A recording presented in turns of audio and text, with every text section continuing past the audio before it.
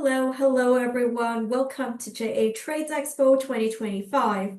We are in our afternoon sessions and we're so glad to welcome you. Let's get started. Just some fun facts about us. We are JA Canada. We delivered over 445,000 learning experiences over just the past year. We do focus on career readiness, financial literacy, and entrepreneurship across our 14 amazing teams, as you can see on the map. That's perhaps where you have heard about us and where you have been in contact with us. But if you would love to join us and our fellow learning experiences, here are 3 different ways you can do so. You can join us via our JA Campus, a digital learning management system, where we have self-directed learning courses, bite-sized modules, and also classroom experiences. We are joining from classrooms today where teachers have opted to have JA programming in their classrooms. We also have events such as our World of Choices events, perhaps in person or virtually, where we do experiential learning. Perhaps you may have heard some of it, World of Choices. This is probably what led you here to us today at JA Trades Expo. You may have attended our World of Choices events. You may have built a bird box, or you may have built a hula hoop from one of your pipe welding sessions. We're really excited because our World of Choices event brings students like yourself together with career mentors like our team AECON here. And we are so grateful for their support today to talk more with us on our skilled trades. Are you considering joining skilled trades? Did you know that there is a growing demand of over 256,000 new skilled trades apprentices that are needed over the next 5 years to meet demand in Canada? If so, I guess the question is, are you ready? Without further ado, I will pass it along to Team AECON, who is here to talk about the construction skilled trade industry in more detail.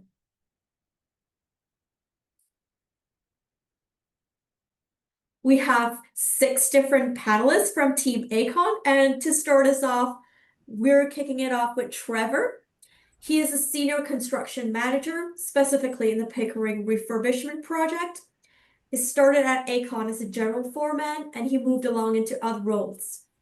I'll let Trevor speak a little bit more to his experience and to talk about his day-to-day skill trade. Thank you, Trevor. Yeah, I appreciate the introduction. So shows kind of where we're at right now. So within the Pickering refurbishment project, just to get a bit of an overview of what that looks like. Essentially, we're rebuilding a nuclear reactor, and it's a pretty interesting job. And where my career started was around a little over 20 years ago. Just out of high school, I started as a sheet metal worker. So sheet metal worker, it's an HVAC trade. It is a compulsory trade as well. And did a lot of my time in Peterborough, where I grew up. Worked in different small factories, good experiences, learned how to weld, a lot of different pieces there. And then I started to work into some larger projects and did the Darlington refurbishment project as well. And what I can say for me and my family, it's been a really great opportunity, a really nice way to start your career as you're earning, as you're learning is a good way to put it. And just was a lot of benefit, and it's been very rewarding, especially when you're on the tools. Each day feels good when you go home and you can see all the work that you did do that day, and there's lots of opportunity as well to grow beyond that. Thank you. Thank you so much, Trevor. And we'll move on to Brent. Brent is also a construction manager at Pickering Nuclear. He first joined AECON as a foreperson in 2016 and has worked his way up to a construction manager. We'll leave it to you, Brent, to talk a little bit more about what you do, what you love about your job, and perhaps what you dislike too. Thank you. And thanks everyone for joining. Thanks for having me. Much like Trevor, I am a sheet metal worker by trade. I do work alongside Trevor and Mike at the Pickering nuclear refurbishment as well. I started about 22 years ago in the trade. And before I got in, much like a lot of you, I didn't know what I wanted to do. I did try a few various options that I wasn't really sure I wanted to do the rest of my life. One was working for as a cable technician, and then trying to be a firefighter, and then I found myself into a trade. Like Trevor said, you start off with a good pay value, and you work your way up to a journey person, which you can work all over the country. Now, as a construction manager within the nuclear, it's much different than my past career outside of nuclear, because this is a safe but fast-paced environment that you're always learning every day that you show up, and you have to be ready and prepared for a long but challenging day in the industry. So, thank you. Thank you so much, Brent. And we'll introduce Nicole next. So Nicole is a project manager specifically in the telecommunications industry, and she joined AECON at 2015 as a project administrator supporting a telecommunications program. Take it away, Nicole. Thanks for having me. So I actually went to school and did my university degree in sociology, thinking that I was going to become a teacher, completed teachers college, and then found myself here, to be quite honest, wanting to pay off my OSAP. And then 10 years later, here we are sitting on this panel. So I've been part of the telecommunications team for the last decade. We've been specifically doing all of the fiber to the home deployment through different customers that we've supported over the years, servicing all of the residential addresses within Ontario. So I've done a little bit of traveling here within the province as well. Definitely when I started 10 years ago, there wasn't the female presence that we have now, both in the field and from the support side. And by support, I mean the management staff. So it's been really, really cool to be a part of that cultural shift that AECON so strongly supports. And yeah, I'm happy to be here. I love that, Nicole. Honestly, thank you for sharing that perspective. And I'm happy to introduce Heather next. So Heather is an EHS training coordinator, and she's been with AECON for just over 2 years, specifically in the environmental health and safety team, which I'm sure our students have lots of questions over. She supports with the scheduling and conducting of safety training, including instructing first aids for AECON crews. Thank you, Heather, for sharing more. Not a problem. So EHS stands for Environmental Health and Safety. And regardless of which high school students I go out and speak to, and I go out a lot, it's my love language to let high school students know it's more than amazing to get into the trades. Wherever you go, whatever apprenticeship you choose, whatever trade you choose to get into, don't let your paycheck be the price of your life. With AECON, our #1 standard is safety always. And so that's where our passion kind of lies, in terms of get the project completed, but do it safely. Everybody needs to get home safely at the end of the day. So having come into the trades out of high school, as a framing carpenter, I was framing custom houses. I was oddball because I was a female carpenter, and there was not quite the same emphasis on safety when I entered that trade as what I teach now, and as what AECON sort of governs itself by. So that's a really key factor. All of the other things that will be available to you in terms of mentorship through apprenticeship, if you are already enrolled in a co-op or Ontario Youth Apprenticeship, OYAP, if this is Ontario students that are chiming in as well today, then you're already on the right path.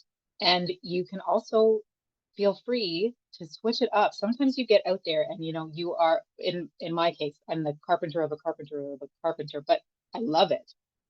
Whereas other people will, well, I'm going to go and be a plumber with my uncle because my dad told me to. But then maybe you get out there and you see what the electricians are doing. Do what you love. Feel free to switch it up and go into something that you're going to enjoy, because it's going to be a big chunk of your life. Do it safely, do it well, and love what you do. I love that, Heather. If you find a job that you love, then you're never really going to work every day. It's like the same, right? But I love the emphasis on safety. So thank you for that perspective. I will now introduce Mike. So Mike is also a construction manager, also at Pickering Nuclear Refurbishment. He actually began his career as a general foreperson 7 years ago. And his first position held within the trades was an apprentice iron worker with Local 721. Could you tell us a little bit more about that, Mike? Yeah, thanks. Good afternoon, everybody. Thanks for having me. So yeah, Mike Wilgos here, construction manager alongside Brent and Trevor, as they mentioned, over at the Pickering OPG nuclear refurbishment project that we're at right now. So yeah, my journey was even back before the Ironworkers 721 local there.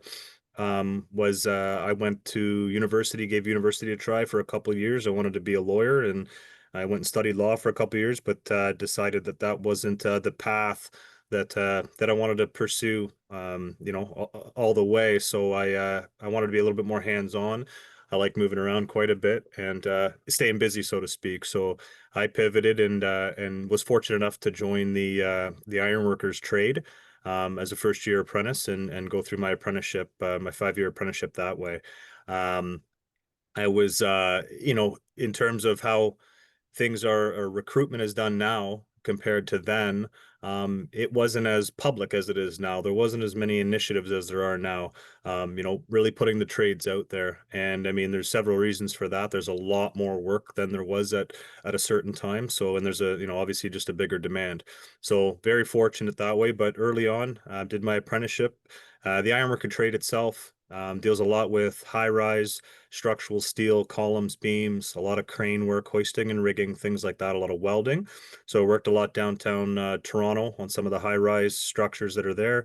I've worked inside steel plants, cement plants, and then I was fortunate enough to make my way eventually over into the nuclear business and link up with guys like Brent and Trevor. And inside there, especially just like anywhere else, we promote safety as the number one, our number one focus, and keeping everybody safe, making sure they go home. And that whole culture has changed and shifted quite a bit, even since I started as a first year apprentice. That culture is much different right now, and I think that's contributing to really pushing that recruitment effort out there as well. Now everybody wants to go home safe to their families each day. So that's it. That's it for me. But thanks again for having me. I love that, Mike. So if any of our students are walking past all the skyscrapers in Toronto, we're going to think of your team. And it's very, very proud that you focus on safety as well. So thank you for that perspective. And our last panelist that we would love to introduce, Chris. So Chris is currently a high voltage superintendent. He joined AECON a little over 2 years ago, and you initially joined this trade as a summer student, so you would be best well poised to help and guide our students in your skill trade today. Thank you for sharing, Chris. Yeah, good afternoon. Thanks for having me. Welcome, other panelists. Nice to see some familiar faces here. It's been an interesting journey. I started my career path out of high school. I thought, formal education, whether it's college or university. I ended up going to school for fire protection engineering, and in my third year, I was offered a summer job as a utility man, general labor, with a company that did high voltage infrastructure. And I never looked back. I found that the income potential was incredible. I was paid to learn everything as things progressed through my apprenticeship. 5 year apprenticeship. I've probably traveled in mostly every small town in Ontario. I've been across the provinces. I've been in the US. I've worked on major power infrastructure projects from generation in hydroelectric, nuclear, solar, wind, now hydrogen fuel cell, battery, distribution, transmission. In my current role with AECON, I came on board to help build a high voltage team. And, if I look back 20 years ago, I never would have thought I saw myself in this position, working with people like Heather and building safe work practices, building a training center that we trained and mentored young workers coming into the trade in a safe manner, working on initiatives like the AWIT program, the AECON Women in Trades, working with young women and actually using their young workers to build that training center. I never would have thought, that my career path would have taken this route. Life is like a river. There's so much pressure coming out of school, thinking, you've got family, you've got peers. What am I going to do with myself? And, just ask a friend. Everyone here knows someone who's in the trades, and say, hey, I want to do something over the summer. Is there a spot for me on the crew? Can I help Uncle Johnny or whomever? And you never know where it takes you. The one thing I would say, I've been asked a few times doing these summits, um, how do we get in the trades? It's a tough question. I think the easiest path is taproot through your contacts. You're going to know someone, whether it's a family member or a friend of a friend. It's an easy stepping stone to get involved with the trades, and the income earnings are incredible. Going through formal education, I was faced back in 2000 and whenever it was, with the prospect of competing with so many other graduates that went through the exact same program. And I think it was just timing. I was lucky. I got into a trade. And one thing I'll say is 1 in 4 jobs over the next 10 years are going to be in the trades. And, just if this is something that kind of interests you, just latch on to it. I don't think you'll regret it. I love that, Chris. And that is the main reason why we are all emphasizing a world of choices, especially skilled trades events as well, because we do know that there is demand. But to that point, we have a couple of questions from our teachers. So I'm just going to start us off. What keeps you motivated at your current role? Because a couple of you talked about coming from different professions or studying different things. So what is it that motivates you currently to stay in the current role and to pursue perhaps more career aspects in the years ahead?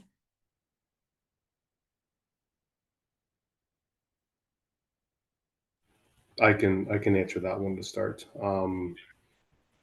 I'd say there's a perception that within the trades you just go to work and you're going to work on the tools and go from there, but there's just so much opportunity within each different trade, and it's incredibly challenging. Like, it's not a matter of you go in there and you're going to lift stuff and you're going to put things together. That's not the only part to this. Like, the planning aspect, the different pieces where you use a different thought process is just incredibly rewarding, and it's incredibly challenging as well. It's very dynamic. Every day is a little bit different.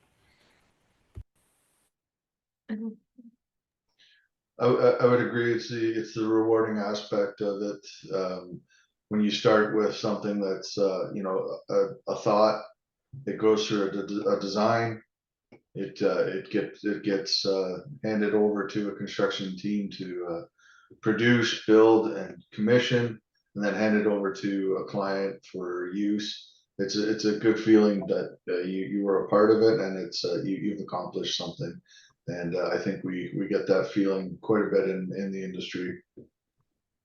Yeah, just to build on that too. I mean, there's a networking aspect to it as well, in terms of working on site with so many different trades. Your trade might be your trade that you specialize in, but on some of the large projects that a lot of us are on, and a lot that are on the horizon, you're working with all the different trades. So whether you're ironworker or sheet metal or carpenter or an electrician, there's many folks that are all working together, kind of in sync and in harmony. And there's a learning aspect to that too, as you might specialize in one trade, but working alongside all the other folks, aside from developing relationships, there's the knowledge aspect to it too. I think there's 2 points. The first one for me personally, is watching apprentices develop and kind of hit their milestones, and watching them grow into journeymen, and what that means for a young worker in the pay scale. As a first year apprentice, you're making 60% of a journeyman's rate. And, as you move up the scale, that kind of excitement around uh, watching that apprentice finish their school, complete it, and become a full-fledged journeyman and unlock, some of that top end income earning. It's exciting to see that. The second thing that really motivates me is the next 10 years, the energy transformation that has to happen in this country is staggering. The opportunities that exist in so many different industries for construction. There is a major shortfall in skilled trades right now, with the boomers retiring. For every 10 boomers that retire, only one young worker is coming in behind them to fill their shoes.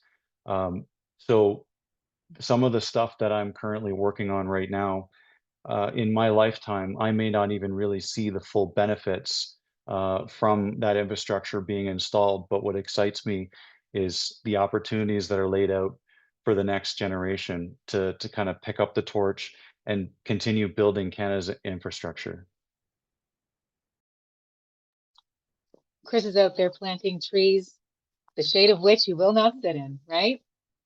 I think that what's ultimately very, very rewarding in terms of learning styles as well, when it comes to trades work and skilled trades work, is that it's tactile.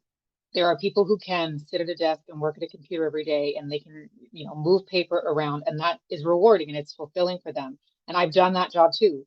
But I know, especially when I was framing houses, there's that immediate gratification. You arrive to a poured foundation, and every day you can look over your shoulder and kind of go, I built that today. It's there, it's in front of you.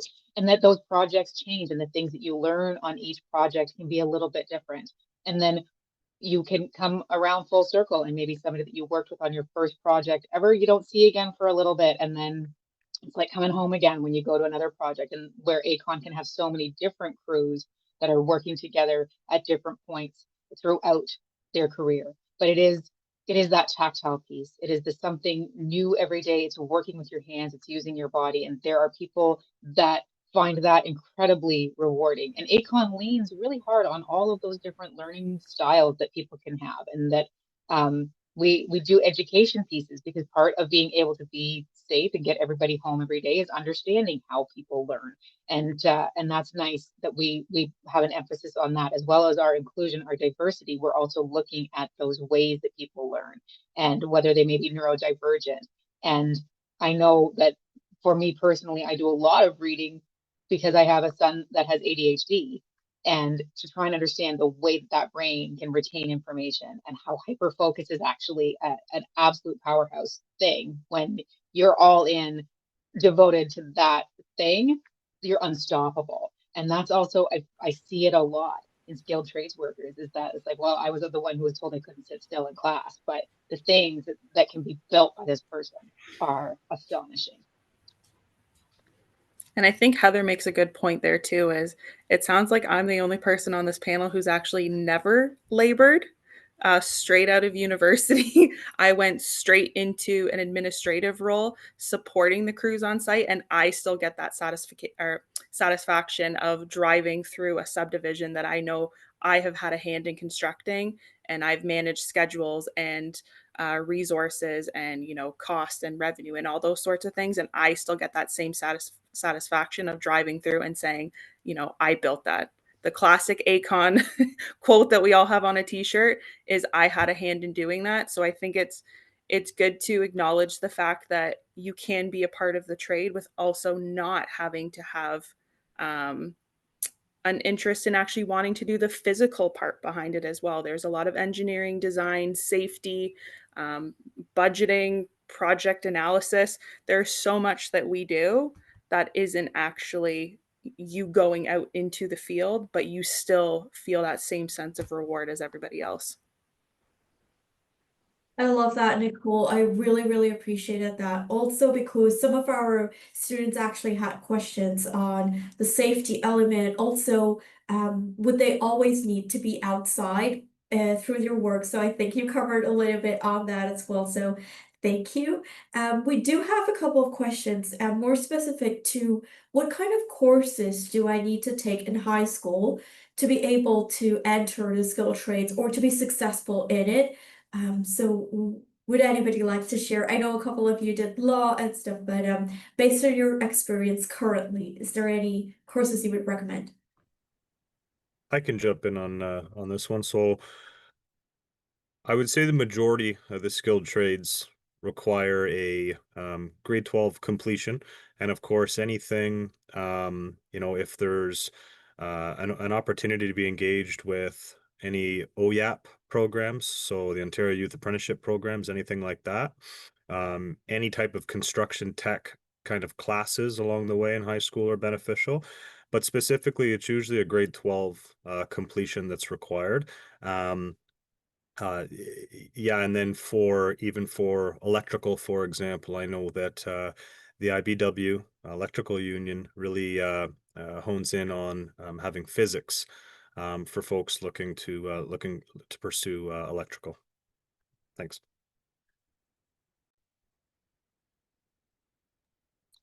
And I know from visits to various high schools where this is a top question, like what do I need to be taking to make sure that I can go into what I want?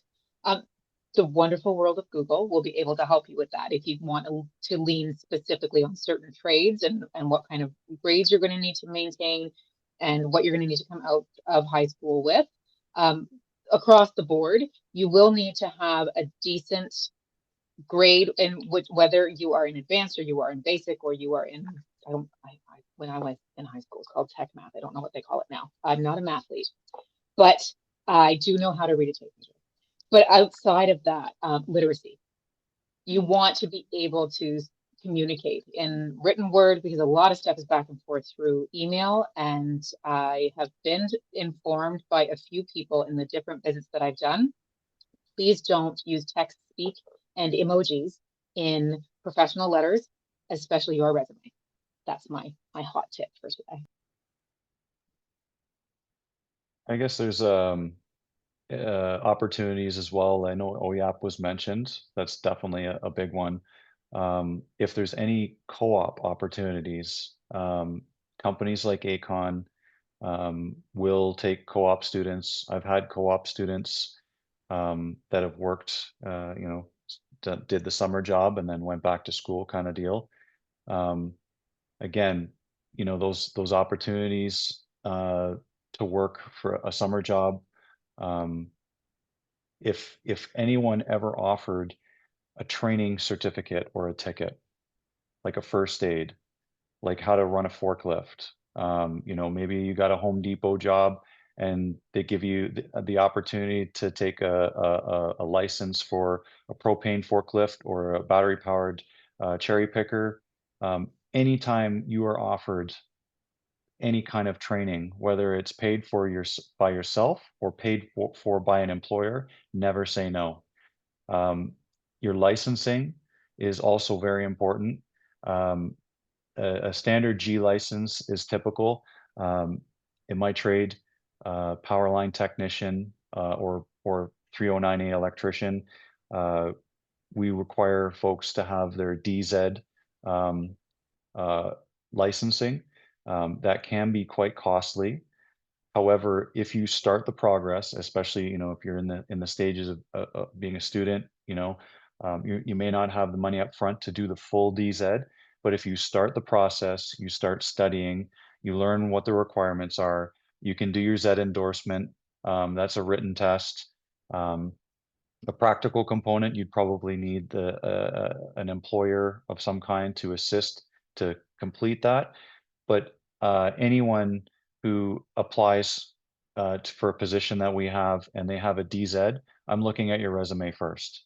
Anyone who's taken active steps towards attaining any kind of certificates of training, they've proactively gone out and acquired some education around a specific trade, I'm looking at your resume first. In the power line technician sphere, there is a program that's offered from Cambrian College and Algonquin. It's called the PLTN, Power Line Technician Program. It's a 2-year program. It's essentially a pre-apprenticeship program. There are also pre-apprenticeship programs for electricians. And again, you are going to have to come out of pocket to pay for that training.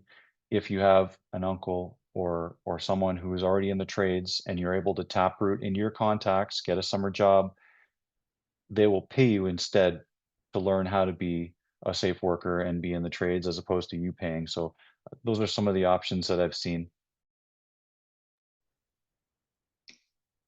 I guess personally, at a very basic level, that the one that I really wish I had prepared a little bit more for in high school is taking a little bit more seriously my math courses. I remember getting through them and passing, but turning around and saying, when am I ever going to use this in the industry? And as soon as I started as a sheet metal apprentice, I was using trigonometry every single day to find pipe links and offsets, and it was something that I never thought I would ever need again, and it was something that I had to relearn and then get good at utilizing every day. So it's not just for my trade. Electricians use a ton of math in everything we do. In any trade, there's the need for maths and sciences, but specifically myself, it was one that I wish I put a little bit more time and effort into when I was in high school.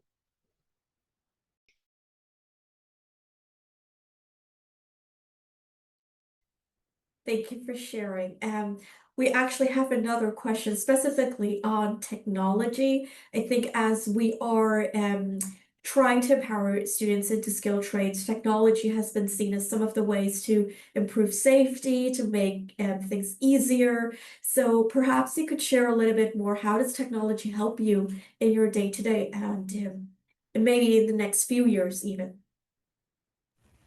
Yeah, I think I can just walk through a bit of our project. So on the refurbishment side, like there's an assumption in the trades that it's all about like hands-on work, but we've got a really interesting project that is actually all controlled remotely.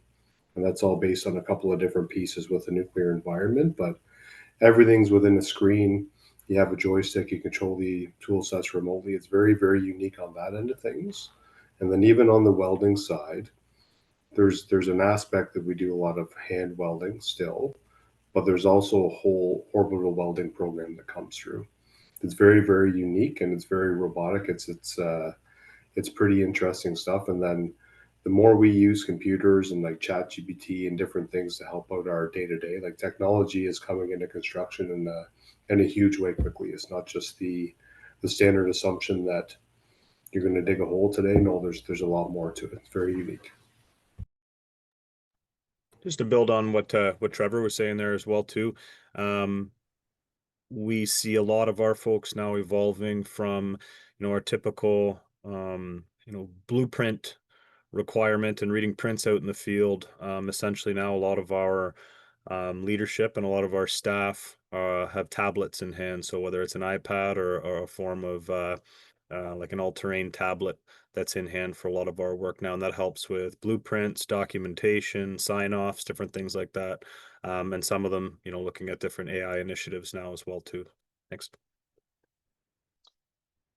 I spent the morning at the 3M Safety Roadshow, and so we were looking at the different technologies that are involved on the safety side of things, and that we can do respirator fit testing, we can do ear fit testing. Everybody's ear canal is like their fingerprint; it's individual to you, and we're able to deal with one of the really cool ones. And the City of Toronto arborists use it. It's like a Navy SEAL voice box receiver, so you can just speak. And it's mic'd up so that crews up above you have their earmuffs on that are mic'd up, and you can just speak down on the ground and have full communication with them with your little Navy SEAL guy. But we also have within our EHS team, we have our safety dashboard, because AECON is coast to coast in Canada. We are in the United States. We are into the Bahamas. we can report on any kind of incident, whether it's a close call, it has loss to equipment or to humans, like whatever that looks like. And it all gets put into that dashboard so that the algorithm can spit out to us what we need to know in terms of trends within safety across the entire company, which is coast to coast. And even the connectivity piece, that we can be able to speak to people that are in every part of the company through accessibility on Teams, right? In that technology piece. But that we're always looking at innovative things for tools, that we are looking at innovation and sustainability, that we're looking to reduce our carbon footprint. So when it comes to technology, it's in every piece of the pie.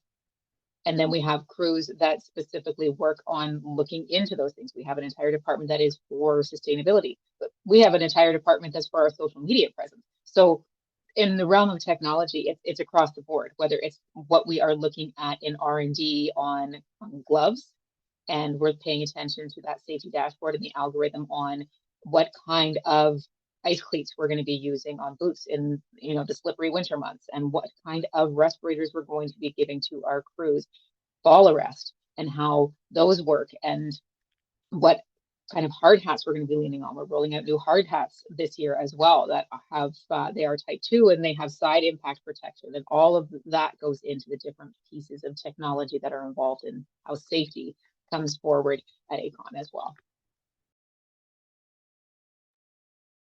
Some of the other practical components, there might be some folks on this call that are interested in trades, and maybe they have an analytical mind, that's great for data collection and entry. We use powerful softwares, ArcGIS. I'm pretty sure our friend Nicole on the call is nodding her head. ArcGIS. Now this is an incredible tool that we can leverage, and we can take GPS coordinates. So a surveyor, again in the trades, a surveyor can walk around with a GPS and record data points for pieces of plant or equipment that we install, whether it's overhead or underground. And all of those points get captured and put into a map. So imagine a Google map.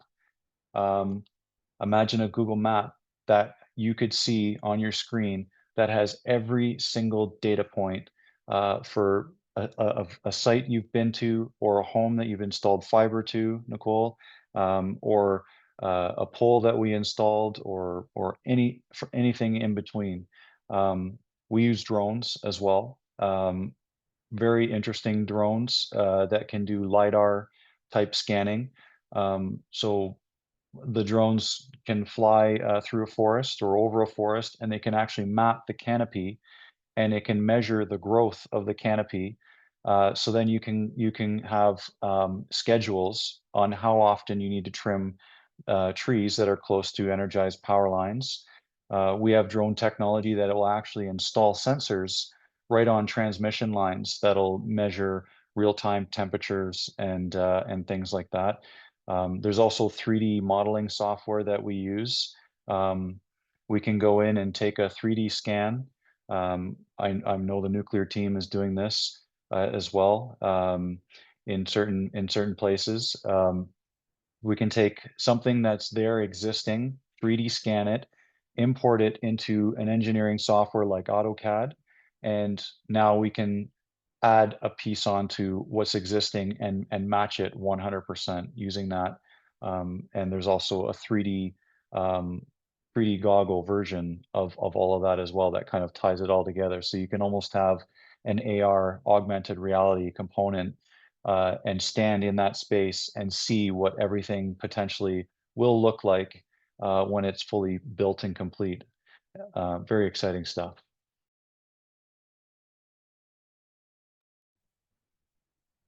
Honestly, it sounds really, really exciting, and I think initially students would only think of construction or the industry as really just one portfolio, but then we are seeing it diversify just because of our amazing panel today. And we do have another question on, do construction workers get benefits like health insurance, retirement plans even? So anything that you can share about it, it's really helpful. Yeah, I can start.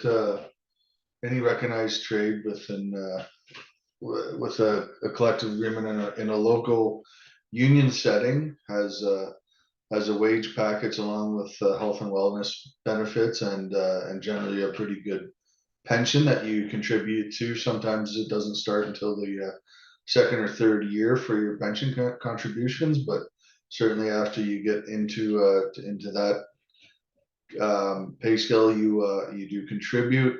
The benefits are comparable to other jobs in the industry, and often they can be even a little better. There's also other non-union companies that you don't have a collective agreement to follow, but or certain allowances that are given to you, but you often companies do provide health and wellness, and some do pension as well. So within the union trades, you can expect a pretty good wage package along with benefits and pension most of the time. Thank you so much, Brent, for sharing. I know that we need to wrap up soon, so before we leave, do you have any last guidances or last advices for students who want to enter construction? We will be leaving your team's link along with the session slides as on-demand videos probably next week. But before we wrap up, anything last minute to share? The one thing I did want to say, and I've been on a few of these events here with the JA, and we're always asked, like, how do you figure out what trade you want to get into? And I think the simple answer now is if you know somebody, ask. Chris mentioned a few times, you know somebody, but if you go on YouTube, you can look up every single trade and find a video of everything you do from beginning to end. And there's where you can gain interest in something that looks like you want to do. So keep it simple. YouTube has everything you need. Look up there, look up all the trades, see what interests you the most, and go after that. Thanks. And to add to that, I mean, even if you don't think it's for you, because that's definitely the position I found myself in, is this was not for me. This was a short term get in, get out, get some experience to, build my resume for the next best thing. And I'm not here because I feel like I'm stuck here. I'm here because I want to be here. And I've been given so many opportunities to grow and learn and take the soft skills from all of the experiences and education that I've had up until this point and apply them and never discredit what you bring to the table just because I don't have a construction background, a trades background. Whether it's from actual job experience or an education itself, doesn't mean I don't have something to bring to the table. Everybody's got a different perspective of looking at things, and everybody's opinion and questions, they all matter and they all count. And maybe you're going to be that person that innovates and helps change and shift the culture of what the trades is now. Like Chris was saying earlier, there's so many boomers that are leaving and not enough coming in to replace. So there's going to be a shift regardless. And if we can leverage the experience that the younger generation is going to bring to the table, sky's the limit, in my opinion. Yeah, and just to build on that, like when I came through First Star, there was always a stigma around the trades, and that's changing in a big way. And I just say from my end, it's just incredibly rewarding, just a rewarding career that you can look back and be proud of. And even for me, when you drive around different places, you always point out the jobs you were on. I was on that building, or I did that, or I was over here, and it's a wonderful career. That's it. Thank you so much. And it was a pleasure having all of you here today. And, as you all mentioned, we do also have some resources on our Career Exploration Center that also has some type of career quizzes that sort of analyzes what you love, what your interest in, what your skill sets are in, and sort of spits out like some examples of careers that you may like. So, to Brett's point, do explore YouTube, do explore career quizzes to try and see. And to the rest of Team AECON's point, try to find some co-op or some OEF initiatives as well that might help you on your career journeys ahead. But we want to leave you with the message to believe in yourself, invest in yourself, be kind to yourself, and eventually you've got this, because success looks different for everyone. And you never know where your career track might bring you.